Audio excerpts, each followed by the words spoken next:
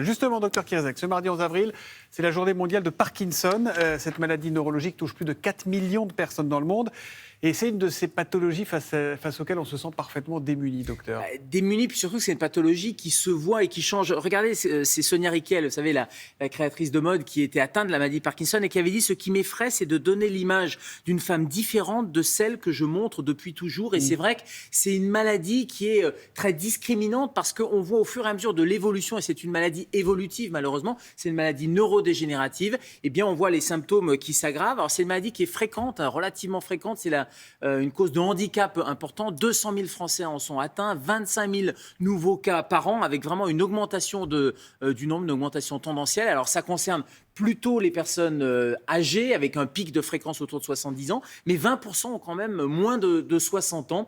Donc on voit que c'est une pathologie qui est, pour des raisons qu'on ignore, mais qui est en voie d'augmentation sur ces dernières années. Il y a des causes probablement génétiques, et puis vous savez, il y a toujours la génétique, et puis il y a l'épigénétique, et puis il y a l'environnement. Donc on sait qu'il y a des causes aussi acquises, mais on ne cerne pas la raison exacte de l'augmentation de cette maladie de Parkinson. Et Vrai sujet de comment santé elle se publique. manifeste justement cette maladie? Alors, on le voit et on pense tous au tremblement. Vous savez, le tremblement qui est un des premiers symptômes. En fait, il y a un triptyque de symptômes. Il y a 3 types de symptômes. Il y a une akinésie, c'est-à-dire c'est une lenteur des mouvements. Voilà pourquoi Sonia Rykiel disait qu'il y a cette maladie qui se voit parce que la personne a une démarche qu'on appelle à petits pas. Donc, on va voir un ralentissement un peu général. Ensuite, il y a une rigidité. Et votre médecin, quand il vous examine, par exemple, il vous prend souvent la main et puis il regarde un peu comment elle bouge, la main. Et quelqu'un qui a un syndrome parkinsonien ou une maladie de Parkinson va avoir un syndrome de la roue dentée, c'est-à-dire qu'on a l'impression que ça fait clac, clac, clac.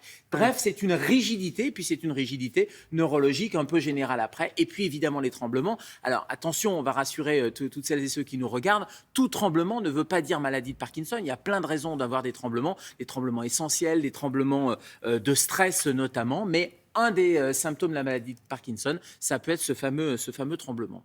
On peut parler de traitement ou de prévention pour la maladie de Parkinson? Oui, on peut parler de traitement. Alors, on ne l'a pas dit, mais on a le mécanisme. On ne sait pas pourquoi ça augmente, cette maladie de Parkinson, mais on a le mécanisme. On sait que ce sont certains neurones qui ne sécrètent plus de la dopamine, qui est un neuromédiateur. Cette dopamine, elle est indispensable. Donc, on a des médicaments qui vont remplacer la dopamine. Donc ça, c'est des traitements maintenant qui sont bien connus. Il y a plusieurs gammes de médicaments. Et ça la stoppe, la maladie? Ça la freine? Ça ralentit l'évolution et puis ça remplace surtout le neuromédiateur, donc ça calme les symptômes de manière efficace. Mais attention, c'est une maladie qui est difficile à équilibrer. Donc il faut parfois de minimes changements pour pouvoir avoir la bonne posologie, le bon dosage. Et puis surtout, il y a de nouvelles techniques qui se développent et notamment la stimulation cérébrale profonde. Ce sont des électrodes qui sont mises dans le cerveau. Alors c'est avec un repérage par imagerie, notamment imagerie cérébrale, scanner. Des neurochirurgiens vont mettre ces électrodes. Alors, je voyais la tête de Thomas qui faisait oulala. C'est vrai qu'à chaque fois qu'on touche le cerveau, on n'aime pas bien. Et pourtant, c'est quasi une révolution pour des malades qui sont justement pas équilibrés par les médicaments, pas assez traités par la dopamine. Et il y a juste un petit neurostimulateur et c'est juste un réglage et ça permet de calmer de manière spectaculaire les tremblements. Merci, docteur. Est-ce que je peux juste me permettre? Il y a un compte Instagram d'un jeune homme qui s'appelle Anthony Desjardins, qui a 40 ans, qui est atteint de la maladie de Parkinson et qui parle avec humour de sa maladie, qui répond à toutes les questions qu'on a envie de lui poser. C'est sur Instagram. Anthony Voilà. Desjardins, on mettra Exactement. son nom et son compte Et France sur notre Parkinson.